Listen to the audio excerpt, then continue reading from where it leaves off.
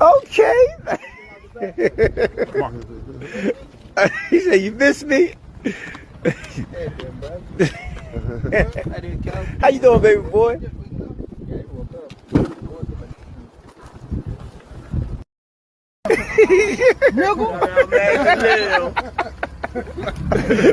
Hey, baby. What's up, baby? Okay. He said, "You miss me." How you doing, baby boy? What's good? What's good? It's the one, the only, but what do I know? Boxing coming back at y'all with another one, man. As y'all can see, I know I'm a little late on this video, so you guys already know. But I wanted to definitely put my little spin on it, put my touch on it.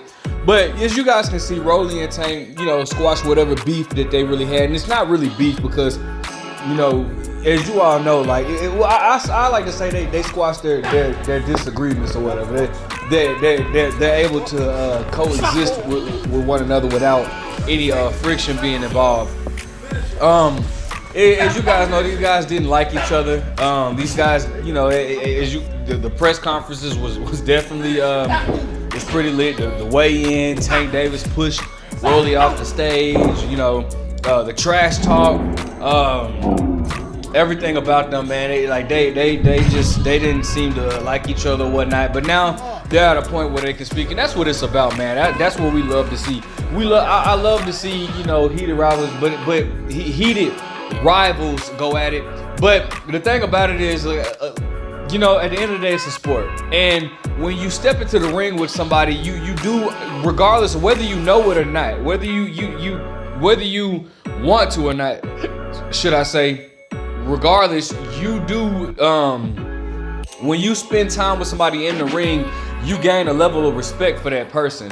I've had I haven't had many, but I had a few instances where I can remember, I remember when I was at ABC, Arkansas Boxing Club.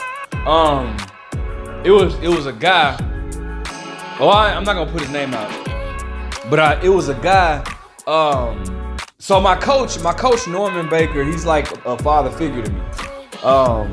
And so, when I was going over this, it was this dude that I worked with at my part-time job or whatnot. And he was just like, everybody, like when they found out that I boxed, they was like, "Dang, do you know dude?" And I was like, "Nah." He was like, "Man," it was like, "Bro, dude go around just talking like he just big and bad and how he can, whoop on everybody." And I was like, "Oh, damn, for real?" And it was like, "Yo, I bet you dude can't whoop me." And so, of course, word got back to him. We never worked on the same shift or whatnot, but word got back to him. He, of course, then we was going back, with the people in between would play messenger. And I remember, cause he said he trained at the same gym. Now, in that gym, we had different sessions to come in or whatnot. So it's possible that he could have been coming in on a different session, but they would always say, "Dude just tried to act so hard." So we was going back and forth, talking stuff, like back and forth, like, "Bro, I promise you can't mess with me." And dude was a heavyweight. And at the time, I was like 157 or something like that, 157. But I competed in the amateurs. I competed at 165. But anyways, so we finally got to, we knew the same people in the gym. So obviously he had been in that gym before. We just never, for whatever reason, I just never saw him. He didn't compete. I know that because everybody knew me at that gym, and I don't think too many people just knew him. But anyways, so we got in the ring, and like finally, like, cause we did a lot of talking. So finally we got in the ring, and we boxed it out. And I remember I didn't know this, but I guess he had contacts in his eyes. And I used to catch him with clean straight lefts, just because I'm a southpaw, just boom. And I remember my dude Zeke. Zeke is a pro fighter. He has the record of 5-0 with 5 knockouts. So I'll be on the lookout for Ezekiel Scruggs. But he was there watching, and he was just like, "Dang, bro!" I was just popping him. And remember, this was a heavyweight too. Dude was like 218 or whatever. But anyways, afterwards, though, you know, regardless of how it went afterwards, bro, we stuck out, man. We shook hands and we became real cool ever since. To the point to where when I was sparring, when he came into sessions in the afternoons, ironically, I saw him afterwards, right? I saw him in the gym after we sparred, but he came in the afternoons, and when I had a sparring session, like, he'd even work my corners just for the sparring sessions and like give me the water, some tips and stuff like that. Like, we became really, really cool. So like, bro, that's what boxing does, bro. You share that experience with somebody, bro. You talk a lot of stuff. You might not I'm finna fuck dude up, like all that type of stuff, right? Excuse my language.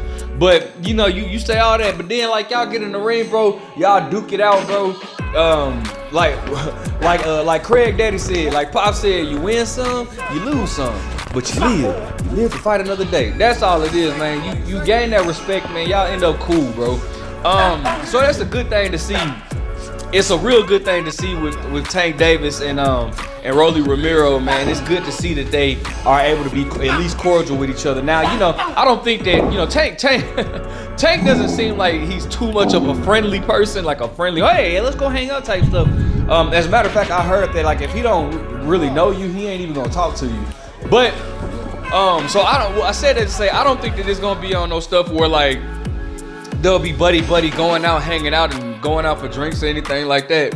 But it is a thing where, as you guys can see, a mutual respect. Rollie came out, hey, did you miss me? You know, Rollie being Rollie the funny, and he came out, shook his hand, and they chopped it up, bro. So most importantly, that's the good thing, man. When we see these heated rivals, and they're able to squash it or whatnot, and hash it out, you know, and then have that respect for each other afterwards, man. One of the first things I think about is David Haye versus I cannot think of the goat. Audley Harrison. If you guys remember, they had heated words for each other. I mean, they were going back and forth. Now, Audley definitely did not live up to a fraction of what he talked about. But after that fight, man, they, you know, hugged it out, man. David Haye was like, hey, bro, let's go get some drinks. You know what I'm saying? Like, it's always just it's a good level of respect. It's something good to see, bro.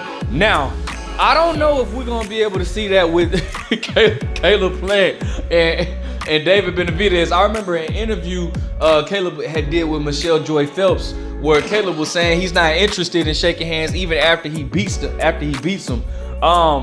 You know, Jermell Charlo,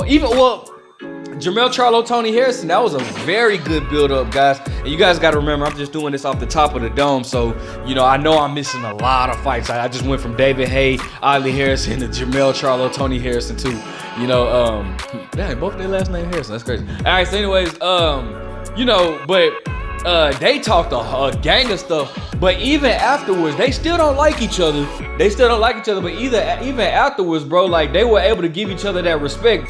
Jermell said, hey, I still don't like him, but the man is a dog. The man is a dog, and vice versa. You know, Tony Harrison saying, like, man, you know, he's a warrior. So it's always good to see these things, man. Let me know what you guys think, man. Like, comment, subscribe. Do you think we're going to get this with Caleb Plant and David Benavidez? But what do I know?